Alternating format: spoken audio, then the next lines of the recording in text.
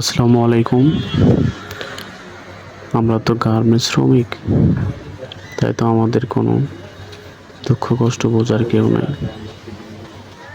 দেখেন, ঘুম থেকে ওঠার পরে দেখি বৃষ্টি, আবার অফিসের উদ্দেশ্যে রওনা দেই, রাস্তায় এমন কাদা, রাস্তার এমন বেহাল দশা, এবং রাইট টাইমেও অফিসে যেতে হবে। রাস্তায় কোনো অটো বা ভ্যান কিছুই চলে না। তো আমাদের আসলে গার্মেন্টস শ্রমিক যারা আছে, তাদের কষ্ট বা তাদের পাশে দাঁড়ানোর কেউ নেই। কিন্তু গার্মেন্টস শ্রমিকের উপার্জনের টাকায় আমাদের দেশের 60%-এর বেশি আয় আসে।